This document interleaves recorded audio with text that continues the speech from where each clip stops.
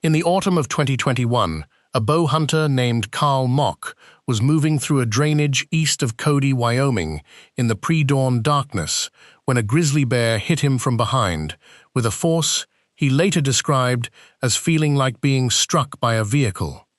He had not heard it coming. He had not smelled it. The bear was on him before any of the training he had absorbed over years of hunting in bear country had a chance to translate into action. If what you just heard makes you want to keep going, stay here. This is exactly the kind of content we make, and there is a lot more of it. Subscribe now so you do not miss what comes next. He deployed his bear spray, which he had somehow managed to keep in his hand through the initial impact, and the bear broke contact and moved off into the timber. Moth survived with injuries to his back, shoulder, and scalp that required surgery and months of recovery. What the incident report filed by Wyoming Game and Fish noted, almost as a matter of routine, was the date and the location: October, Absaroka Range.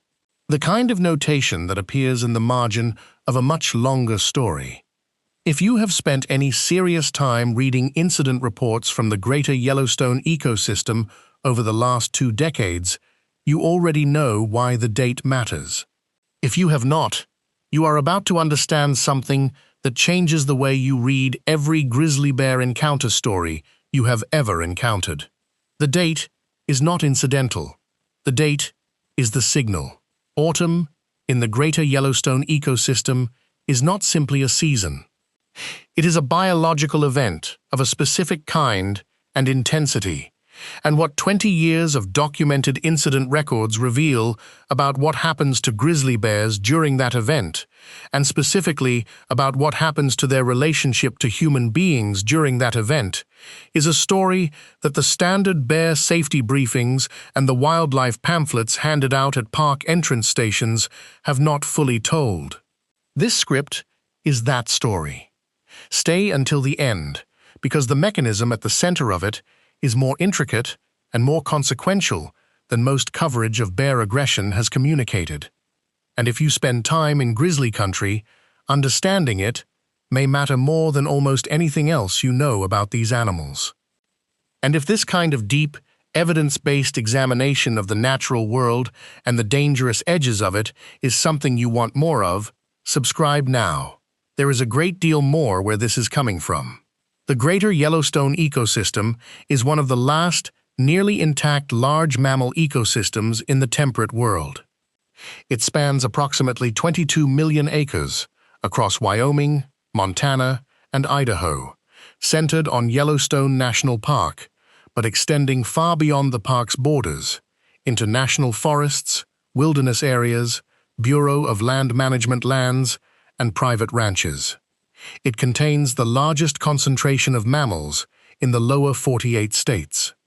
It contains wolves, bison, elk, pronghorn, moose, black bears, mountain lions, and grizzly bears. The grizzly bear population within the ecosystem has grown dramatically since the species was listed as threatened under the Endangered Species Act in 1975.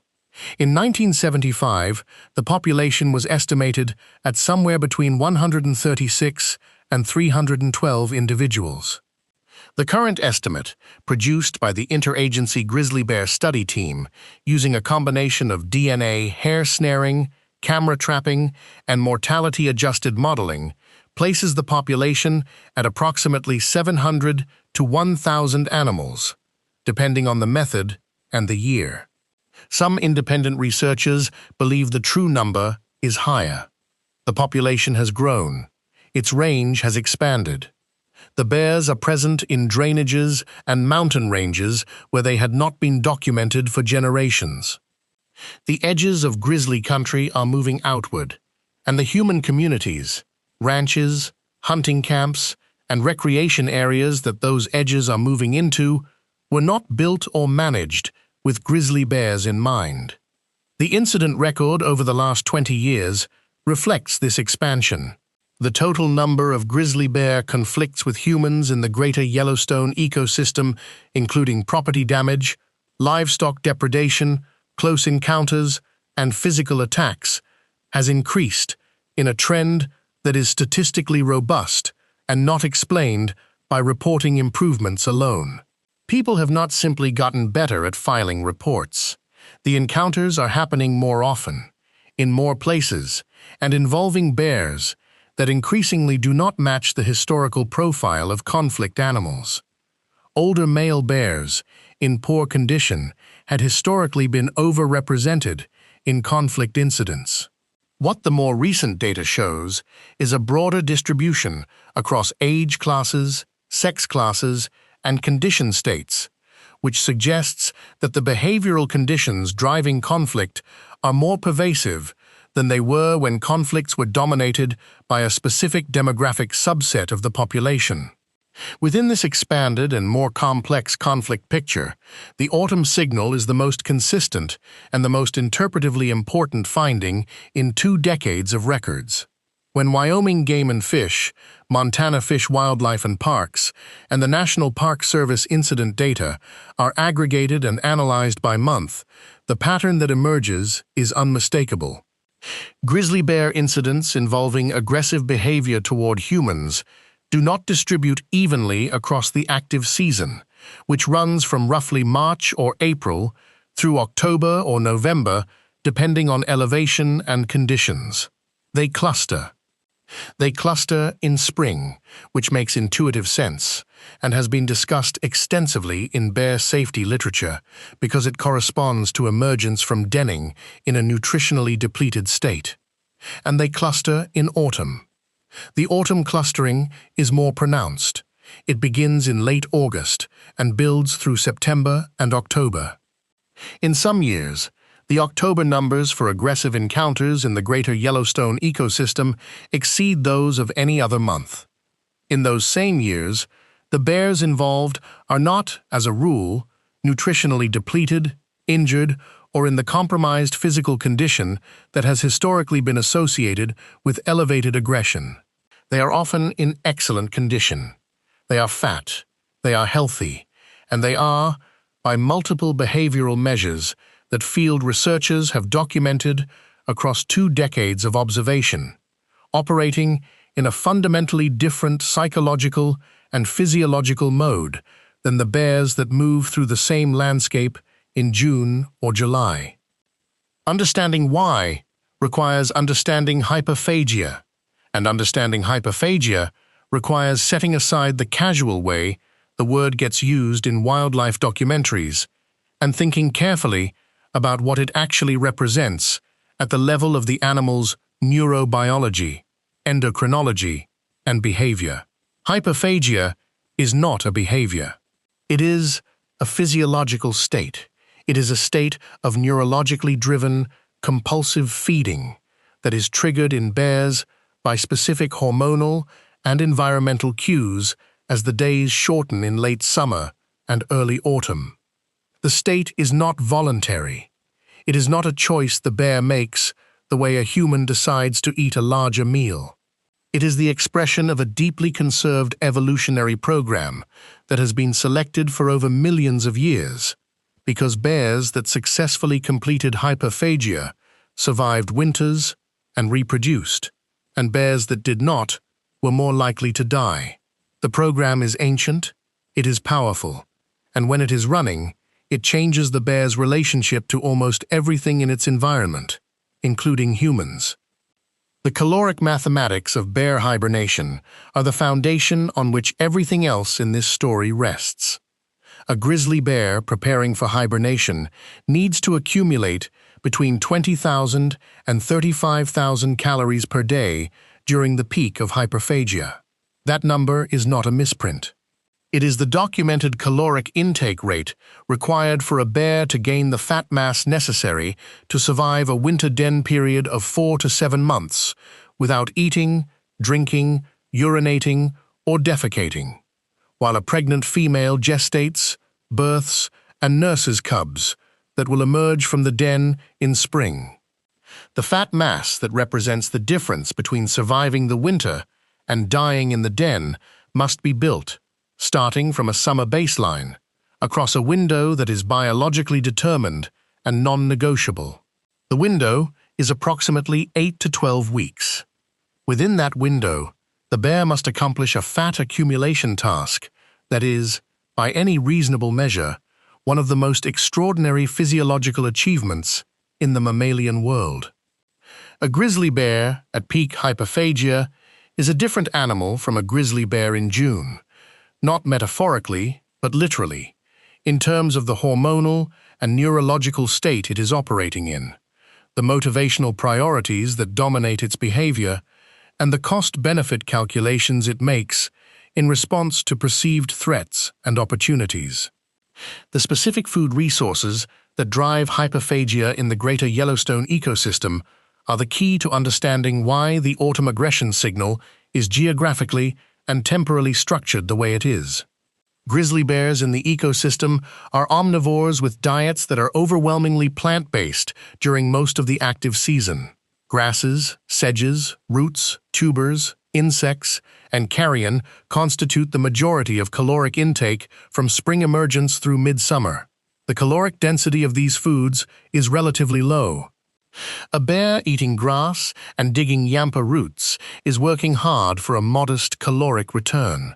The foods that allow bears to actually accomplish the fat accumulation required for hyperphagia are high-calorie, high-density foods that are, in most years, only available in significant quantity in late summer and autumn. In the greater Yellowstone ecosystem, these foods have historically been dominated by two sources: whitebark pine seeds and spawning cutthroat trout, with supplemental contributions from army cutworm moths at high-elevation talus slopes, elk and bison carcasses, and domestic livestock in areas adjacent to the park. Whitebark pine seeds are one of the most calorie-dense foods available to any wildlife species in the greater Yellowstone ecosystem. A single whitebark pine cone contains seeds with a fat content of approximately 50% by dry weight. A productive whitebark pine, stand in a good seed year, can deliver a caloric return to a bear that approaches anything else available in the ecosystem. The birds that harvest and cache whitebark pine seeds, primarily the Clark's nutcracker and the red squirrel, do the work of concentration for the bears, which then dig up cached seeds at rates that field researchers have documented as extremely efficient in terms of calories acquired per unit of foraging time. A grizzly bear working squirrel caches in a productive whitebark pine, stand in a good seed year in late August and September, is accomplishing caloric loading at a rate that makes all other autumn foods secondary. Cutthroat trout, specifically Yellowstone cutthroat trout spawning in the tributary streams of Yellowstone Lake, represent a different kind of caloric opportunity, one that is spatially concentrated, predictable, and available at a specific time in late spring and early summer, rather than autumn. The trout fishery has historically been an important nutritional subsidy for grizzly bears, particularly for females and their cubs in the period immediately following den emergence, when plant foods are still scarce.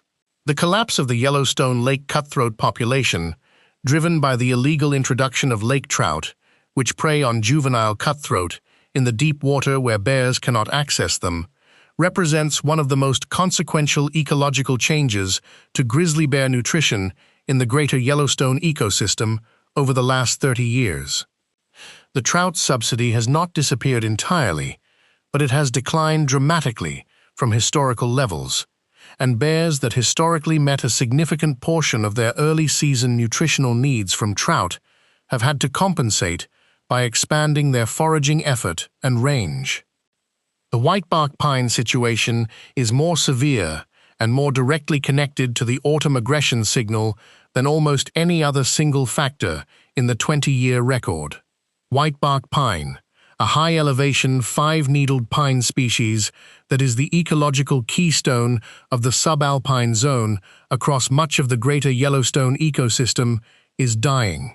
It is dying from two causes that have been interacting and compounding each other for decades. The first is white pine blister rust, an introduced fungal pathogen that arrived in North America from Europe in the early 20th century. and has been killing whitebark pine across its range ever since.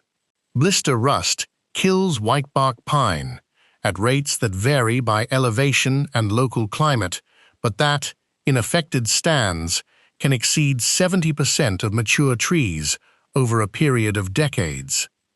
The second cause is mountain pine beetle, a bark beetle native to western North America that periodically erupts in population outbreaks when climatic conditions, specifically a sequence of warmer winters that fail to kill overwintering larvae, allow the beetle population to grow beyond the suppressive capacity of the forest it inhabits.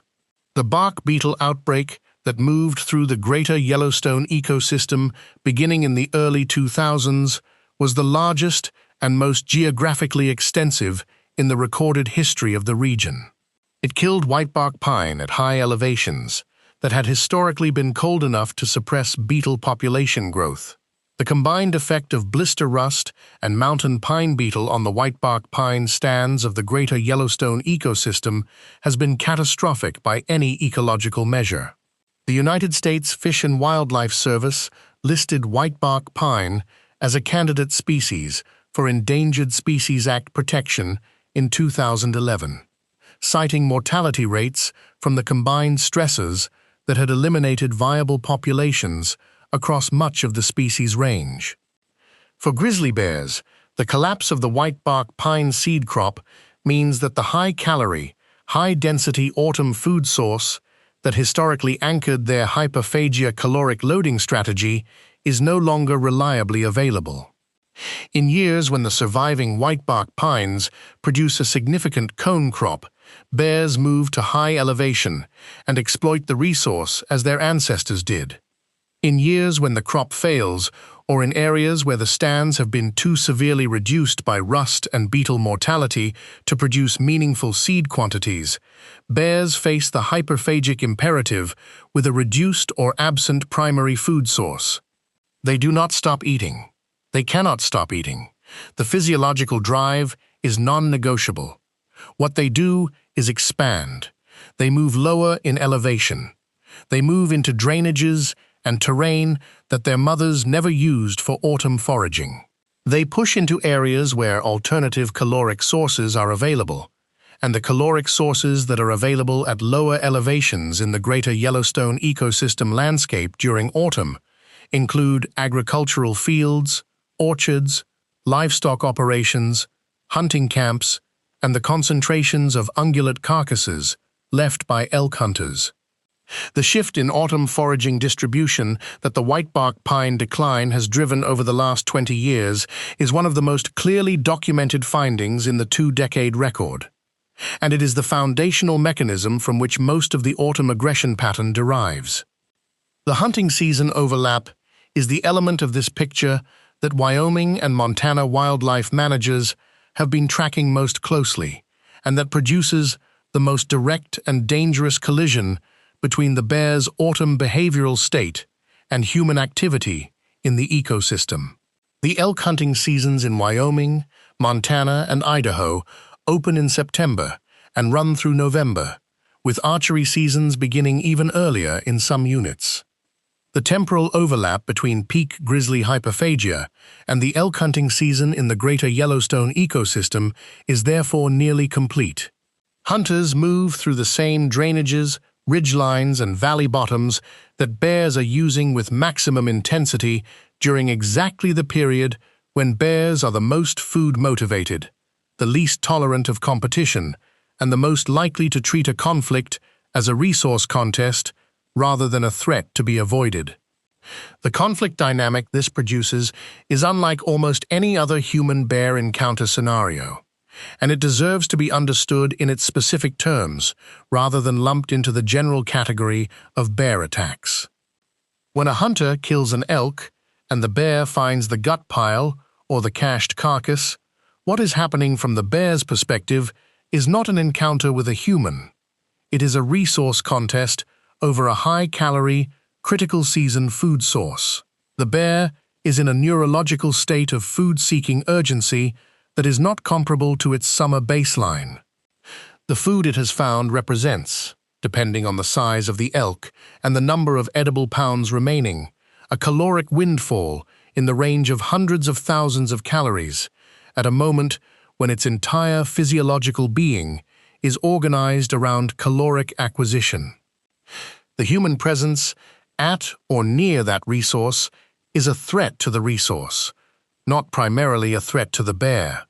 Bears defending food resources from perceived competitors, including humans, are not operating from the same motivational state as a bear defending cubs or a bear startled at close range. They are in a food defense mode that is distinct from other aggression contexts, that is more sustained, and that is, in the documented incident record, more likely to escalate to full predatory contact when a challenger does not immediately withdraw. Field researchers who have reviewed the greater Yellowstone incident record have noted the pattern with consistent emphasis. The bear-hunter conflicts that occur over carcasses are qualitatively different from surprise encounters. They are more intense. They are more sustained. They are more likely to involve repeated charges rather than single defensive blows. And they are, in the 2-decade record, increasingly common as the whitebark pine decline pushes bears into lower elevation autumn foraging areas where hunting activity is concentrated. The bear spray question deserves a careful and honest treatment here because it is the element of bear encounter management that has generated the most public discussion and the most evidence. Bear spray, specifically oleoresin capsicum in a pressurized aerosol canister designed for discharge at close range, has been studied as a deterrent against grizzly bear aggression in multiple peer-reviewed analyses. The most cited study, conducted by Tom Smith and colleagues at Brigham Young University using data from bear encounter incidents in Alaska and the greater Yellowstone ecosystem, found that bear spray was effective at stopping aggressive behavior in bears in a very high proportion of documented discharge incidents. The effectiveness number that gets cited is frequently in the 90 to 95% range, and while the methodological limitations of studies based on incident reports need to be understood, the evidence for bear spray as a deterrent is genuinely strong. It is stronger, based on the available evidence, than the evidence for firearms as a deterrent in the same encounter scenarios, a finding that has been contested by some hunting community members, but that holds up in the comparative incident analysis.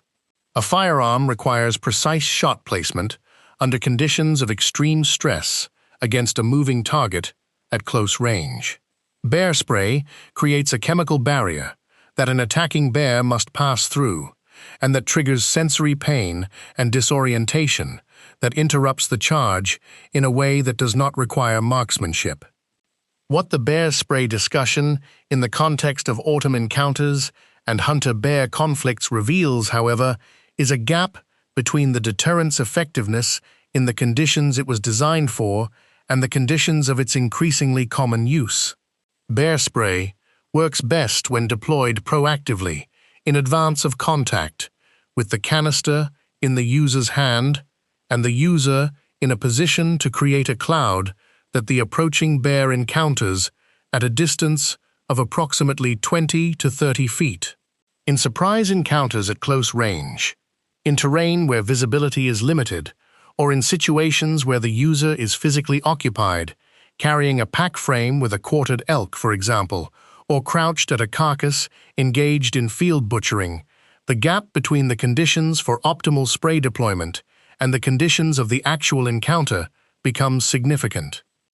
The incident reports of hunter-bear conflicts over carcasses in the autumn period include a disproportionate number of cases where spray was either not deployed, deployed incorrectly, or deployed after initial contact, because the encounter escalated faster than the hunter's training and stress response allowed for. This is not an argument against bear spray. It is an argument for understanding that the effectiveness of any deterrent is a function of the encounter conditions, not just the deterrent's properties in isolation, and that the autumn carcass conflict scenario is one of the more challenging encounter contexts for deterrent deployment. The female with cubs encounters that occur during the autumn period add another layer of complexity to the aggression picture that the simple hyperphagic food drive narrative does not fully capture. Female grizzlies in the greater Yellowstone ecosystem have cubs of the year through their first autumn and winter. By September and October, the cubs of the year are approximately 6 to 8 months old and are transitioning from a phase of near-total maternal dependence to one in which they are beginning to follow the female on foraging excursions at greater distances from den sites. A female with cubs in the hyperphagic period is simultaneously under the maximum caloric imperative of pre-denning fat accumulation and responsible for 2 or 3 offspring whose survival depends entirely on her condition at the time of denning. A lean female denning with cubs produces less milk, loses more body mass to lactation demands, and has higher cub mortality than a fat female in the same situation. The stakes of hyperphagic failure for a female with cubs are not just her own survival, they are the survival of the current litter and, by extension, her reproductive contribution to the population. Natural selection has not been subtle about the motivational weight it has placed on fat accumulation in this context. A female grizzly bear with cubs in September and October is, by virtually every behavioral measure available, the most motivated and the least tolerant of interference of any individual in the population. The incident record reflects this. Female with cubs encounters in the autumn period are disproportionately represented in the severe injury category. Not because females with cubs are intrinsically more dangerous than other bears at all times, but because the combination of cub defense motivation and hyperphagic food drive creates a behavioral state with essentially no tolerance buffer. A human who gets between a hyperphagic female and a food source, or who surprises a female with cubs in terrain where the cubs are not visible to the human until after the female has registered the intrusion as a threat, is in a situation with very narrow outcome possibilities. The documentation of how encounter dynamics have changed across the 20-year record requires looking carefully at where encounters are occurring, not just when. The geographic pattern of autumn grizzly encounters in the greater Yellowstone ecosystem has shifted in ways that directly track the range expansion of the population and the altered autumn foraging distribution driven by whitebark pine decline. In the early 2000s, the geographic distribution of autumn bear conflicts was concentrated in areas with historical grizzly presence, the core wilderness drainages of the Yellowstone Plateau, the Absaroka Range immediately east of the park, the Bridger-Teton National Forest south of the park. By the mid-2010s, the distribution had expanded significantly. Conflicts were being documented in drainages where grizzlies had not been recorded in living memory. They were occurring on the eastern front of the range, in the agricultural transition zone between the mountains and the plains of Wyoming and Montana, where bears moving to lower elevations in search of autumn calories encountered not wilderness, but farms, ranches, rural residences, and the kinds of high-density human activity that the bears in the core wilderness areas almost never interact with.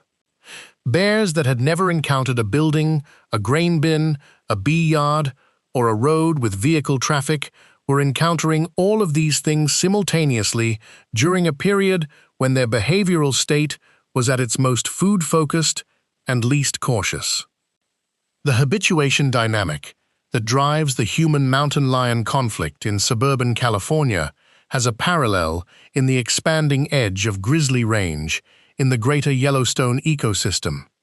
But the mechanism operates somewhat differently, because grizzly bears are cognitively more complex, more socially variable, and more individually distinct in their behavioral responses than mountain lions.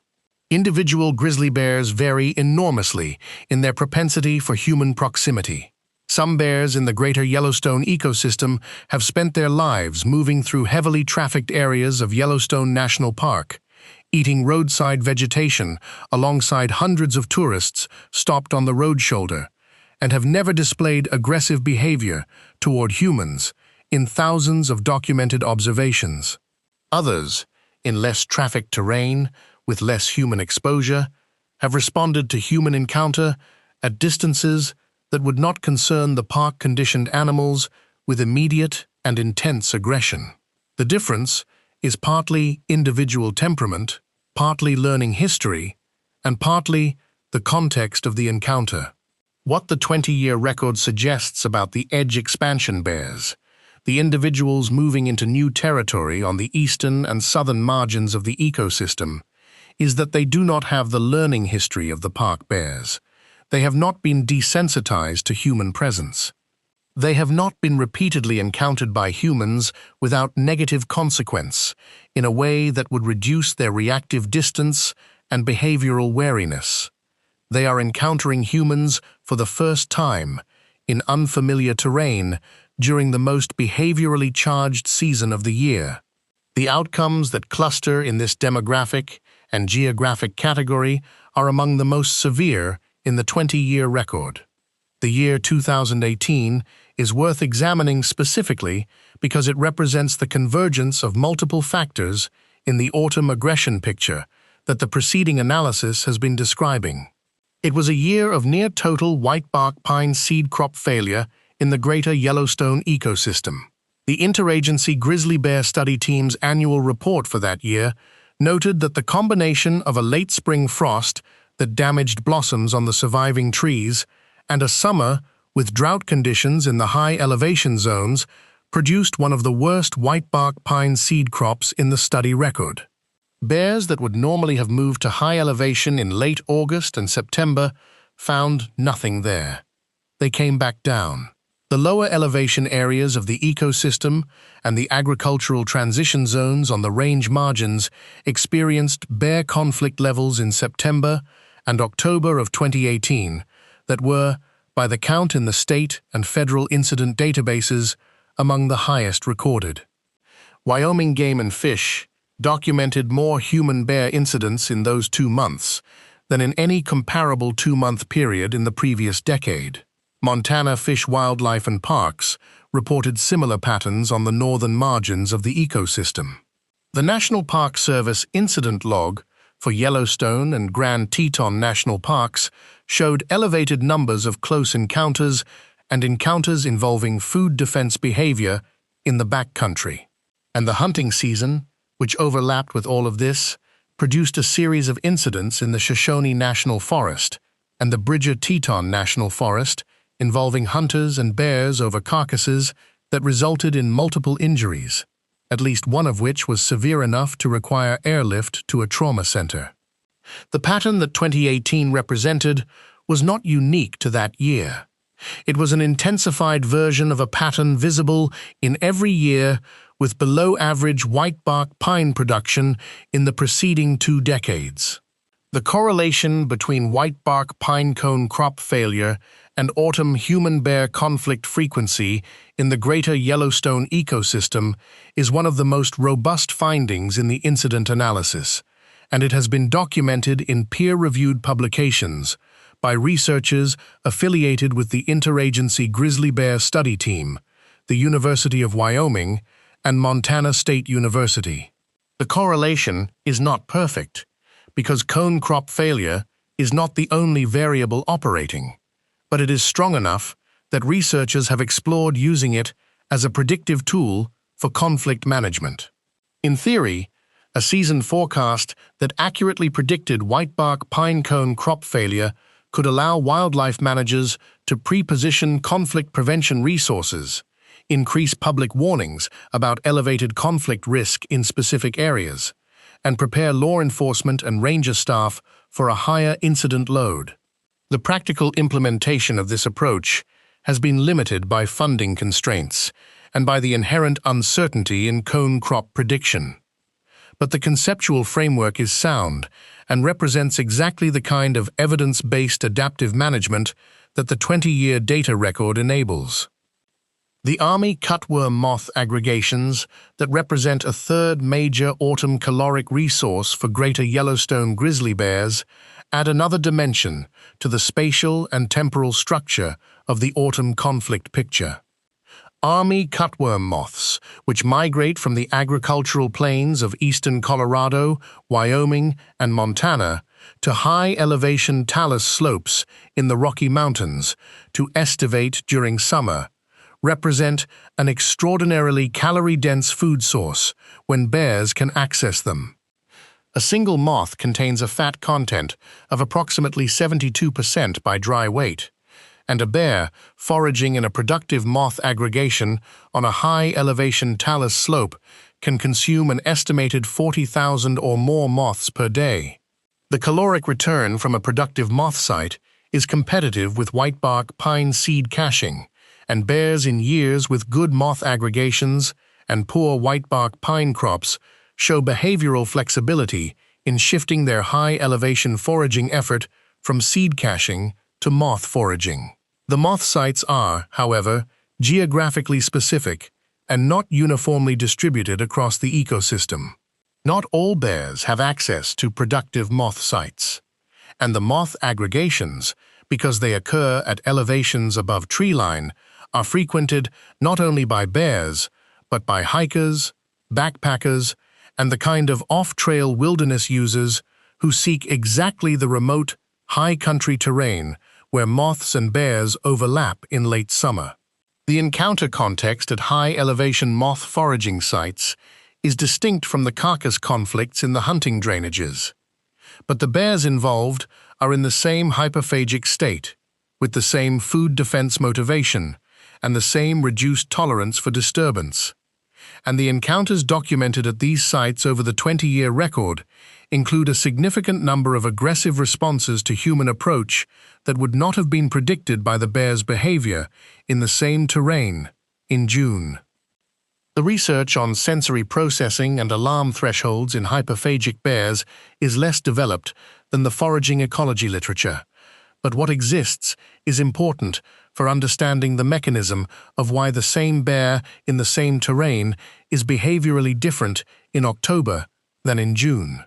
Studies on black bears in hyperphagia, which are more accessible subjects for this kind of physiological research than grizzlies, have found alterations in cortisol levels, insulin sensitivity, and appetite-regulating hormones during the hyperphagic period that collectively represent a shift in the animal's motivational state away from risk aversion and toward caloric acquisition.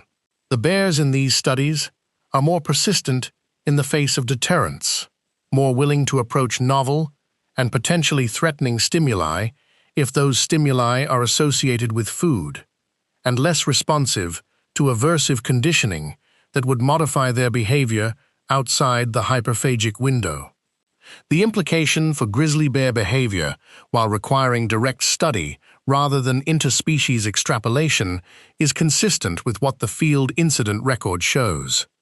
Bears in hyperphagia are operating under motivational conditions that reduce the effectiveness of the behavioral responses that would normally function as deterrents to close human approach. They are not incapable of being deterred, but the threshold is higher. The distance at which they register human presence as a reason to withdraw is shorter. The intensity of their response to perceived interference with a food resource is greater. All of this is happening in a body that is 25 to 35% larger in mass than it was in May, because the bear has been eating for 4 months and is carrying the fat reserves that will carry it through the winter. The physical mass of a mature male grizzly in October, which can exceed 700 pounds in an excellent hyperphagia year, represents a different physical threat calculus than the same animal at its spring emergence weight of perhaps 450 pounds. The geographic expansion question has a political dimension that runs through the 20-year management record and that cannot be understood without acknowledging how intensely contested the grizzly bear's management status has been throughout this period. The species was delisted from Endangered Species Act protection in 2007, a decision that was immediately challenged in federal court by environmental organizations and reversed by the courts in 2009.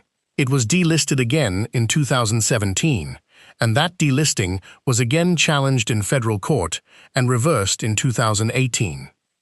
The legal contest over whether the greater Yellowstone grizzly population has recovered sufficiently to be managed under state authority rather than federal ESA protection has consumed enormous amounts of institutional energy, scientific credibility, and public attention over more than a decade, and the debate about listing status has consistently overshadowed the more granular management questions that the 20-year incident record was raising.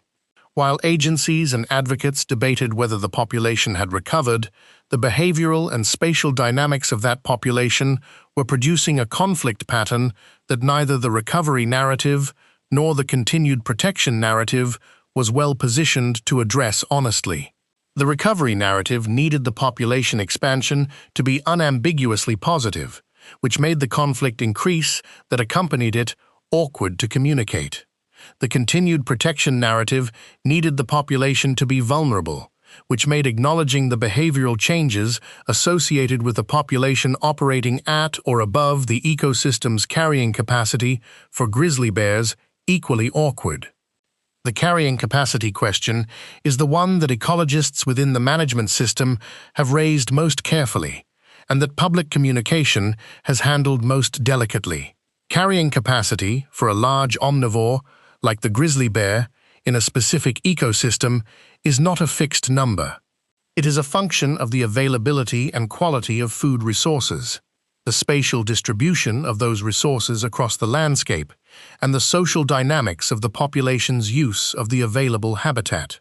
When the primary autumn caloric resources, whitebark pine seeds and cutthroat trout, decline as dramatically as they have in the greater Yellowstone ecosystem over the last 30 years, the effective carrying capacity of the ecosystem for grizzly bears declines with them. A population that has been growing in numbers is attempting to sustain itself on a resource base that has been shrinking in quality. The result, predictable from basic population ecology, is a combination of reduced per capita nutritional condition in the population as a whole, increased competition between individuals for the remaining high-quality resources, expanded foraging ranges that bring individuals into habitats and human use areas they would not have used when higher quality resources were available, and elevated conflict frequencies in those expanded range areas. The 20-year incident record is not just documenting more bears encountering more humans because there are more bears and more humans. It is documenting the consequences of a population living in a landscape whose nutritional infrastructure has been fundamentally altered by a suite of ecological changes that are themselves partly consequences of the broader climate and land use transformations of the last half-century. The spring conflict pattern, which the autumn data sits alongside in the 20-year record, is worth briefly contrasting with the autumn signal because the comparison illuminates something important about the specificity of the autumn mechanism. Spring conflicts involving grizzly bears in the greater Yellowstone ecosystem are well understood and have been part of the standard bear safety communication for decades. Bears emerge from dens in nutritionally depleted condition, particularly females that have been lactating through the winter. They are moving in terrain that is compressed by snowpack, forcing both bears and humans into narrow valley bottoms and south-facing slopes where early-season greenup is occurring. The combination of poor nutritional condition, spatially compressed habitat use, and the hyper-alert maternal defensiveness of females with newborn cubs creates a spring conflict profile that is real and has been addressed in management communications. The spring signal in the incident record is significant, but it is relatively flat over the 20-year period. It has not changed dramatically in intensity or geographic distribution. The autumn signal has. The autumn signal is the one that has been growing. It is the one that tracks the whitebark pine decline and the range expansion and the hunting season carcass conflicts with the kind of temporal and geographic specificity that points to mechanism rather than random variation. Spring bears are dangerous in ways that are well understood and have been consistently communicated. Autumn bears in the greater Yellowstone ecosystem are becoming dangerous in ways that are structurally different from the spring pattern, and that the existing communication framework has not fully adapted to address. The field researcher perspective on this problem is worth rendering in some detail because it is where the nuances of the 20-year data are most clearly understood and most honestly stated. Researchers who have been working with the interagency grizzly bear study team, or who have been conducting independent field studies on grizzly behavior in the ecosystem, are generally careful in public statements to avoid language that implies the situation is out of control, or that the bears are becoming categorically more dangerous. The caveats are genuine. The population is doing what a recovering population does. The behavioral changes are responses to ecological conditions, not evidence of some inherent shift in the species' relationship to humans. The absolute risk of a human being killed by a grizzly bear in the greater Yellowstone ecosystem in any given year remains low relative to the total number of people who move through the ecosystem annually. All of these statements are true.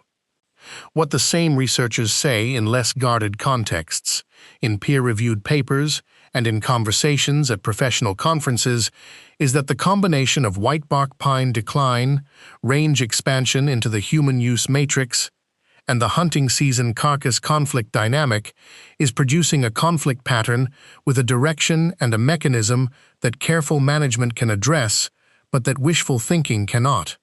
The direction is toward more conflicts, in more places, with more bears whose behavioral profile reflects the altered ecological conditions of the autumn landscape. The mechanism is understood.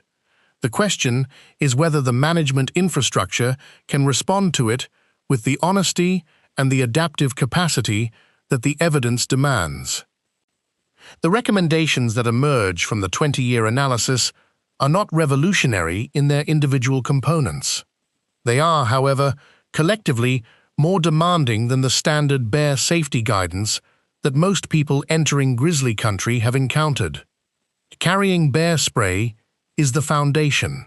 Carrying it on your person rather than in your pack, with the safety clip accessible and your hand familiar with the draw, is the practical extension of the foundation that the incident record consistently identifies as the difference between an effective spray deployment and a non-deployment. In the autumn period specifically, in the greater Yellowstone ecosystem specifically, the recommendation that applies with force that it does not carry in the same terrain in July is to treat all terrain in the vicinity of ungulate carcasses, whether you know of a carcass or not, as occupied bear territory. The smell of a gut pile or a cached carcass travels in ways that make GPS-precise knowledge of its location irrelevant to risk assessment. If you are hunting and you have killed an elk, the interval between the kill and the field dressing is the highest risk interval in the entire hunting day, because that is when the blood and gut smell is maximal, and when a bear that has detected it from a distance is most likely to arrive at speed and without vocalization. The practice of making noise continuously during field dressing, staying aware of wind direction, and having a partner positioned upwind with bear spray in hand is not standard practice in the hunting community. The incident record suggests it should be. For backpackers and hikers in the autumn backcountry, the carcass awareness principle applies even though they are not producing carcasses themselves. Bears in the autumn period move large distances between food sources, and the drainages that hunting pressure and elk migration patterns make productive for bear foraging are often the same drainages that offer the most attractive backcountry travel. The visual and olfactory signs of bear activity, large diggings at root beds, overturned rocks and logs, scat with seasonal content, hair on rub trees, and the smell of carrion, are all elevated in the autumn period compared to summer. Recognizing these signs and adjusting route choice accordingly is a form of situational awareness that the 20-year incident record validates as meaningful rather than merely precautionary. Group size matters in the grizzly encounter context just as it does in the mountain lion context, and for related reasons. Larger groups are louder, more visually complex, and present a more ambiguous competitive picture to a bear doing a cost-benefit assessment on the encounter. The documented incident record for the greater Yellowstone ecosystem shows, with the same consistency as the mountain lion data from the western United States, a strong overrepresentation of solitary individuals in the aggressive encounter category. Solo backpacking in grizzly country in October is a behavioral choice that the evidence asks you to make with your eyes open. Electric fence technology for camp food protection in backcountry camping has improved enough in the last decade to be practically deployable for multi-night wilderness camps, and the incident data from camps protected by electric fence versus food hanging or canister-only camps shows a meaningful difference in bear-human conflict rates. The practical barrier to wider adoption is the wait and setup time of fence systems in a backcountry context, and for single-night camps, the calculus is different than for established base camps. But for hunters, establishing spike camps during the September and October seasons in the Absaroka, Shoshone, or Bridger-Teton terrain, where the autumn conflict data is most concentrated, the case for electric fence camp perimeters has become strong enough that several outfitters in the region have adopted it as standard practice rather than optional equipment. The livestock protection dimension of the autumn conflict picture has a management response that has been developing over the same 20-year period, and that the evidence record generally supports as effective when implemented consistently.